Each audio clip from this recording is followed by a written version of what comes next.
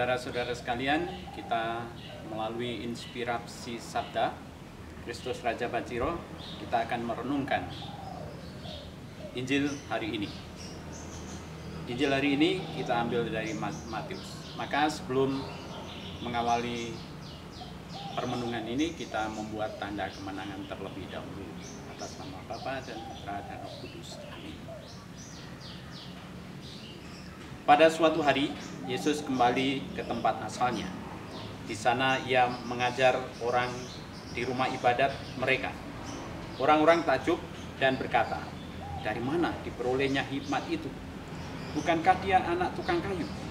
Bukankah ibunya bernama Maria dan saudara-saudaranya Yakobus, Yusuf, Simon, dan Yudas? Dari mana mereka memperoleh semua itu?" Lalu mereka kecewa dan menolak dia. Maka Yesus berkata kepada mereka, "Seorang nabi dihormati di mana-mana kecuali di tempat asalnya sendiri, di rumahnya." Karena ketidakpercayaan mereka itulah, maka Yesus tidak mengerjakan banyak mujizat di situ. Demikianlah Injil Tuhan.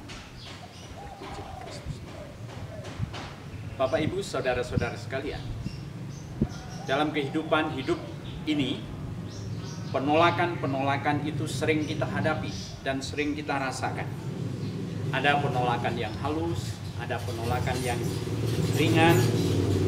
Pokoknya penolakan itu bisa dilakukan dengan berbagai cara. Nah, kalau penolakan itu dilakukan tanpa tedeng aling-aling atau tanpa penghalang, maka orang yang ditolak itu akan merasa hancur hidupnya. Tentu situasi ini didukung dan dipengaruhi oleh orang tua lingkungan mereka hidup. Sementara anaknya sendiri tidak tahu. Nah, pada hari ini Matius mengajak kita merenungkan bahwa Yesus ditolak. Di mana Yesus memiliki keberhasilan dan kehebatan yang luar biasa. Dan di hadapan orang-orang Farisi dan ahli Taurat, tiba-tiba jatuh. Ya.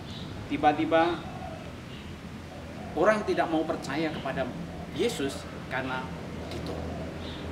Karena apa? Orang-orang Farisi dan ahli Taurat tahu asal usul Yesus dari mana. Ia anak Maria, ia anak Yosef, tukang kayu.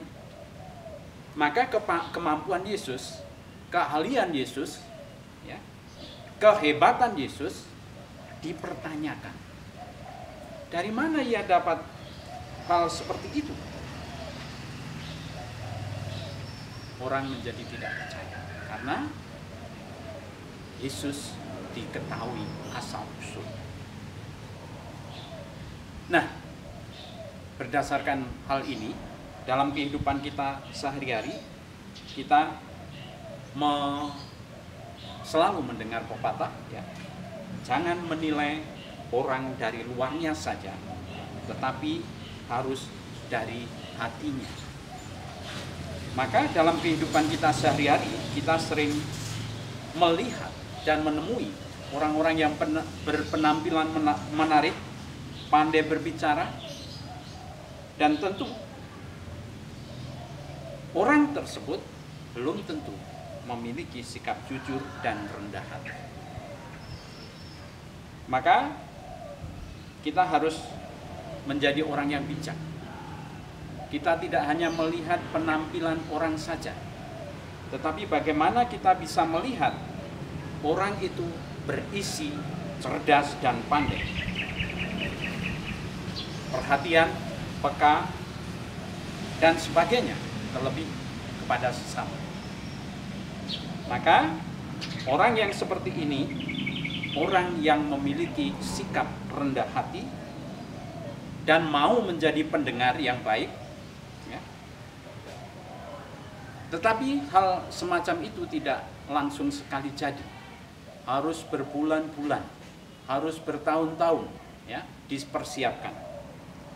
Maka kita untuk bisa menjadi orang yang rendah hati, mau latihan, mau membangun diri, mendewasakan diri, mematangkan pribadi, sehingga kita memiliki kesabaran dan kerendahan hati. Dan semua itu bisa terjadi kalau kita mau memohon pada yang kuasa, kepada Tuhan sendiri, agar memberi kita kesabaran dan sikap rendah hati. Tuhan memberkati.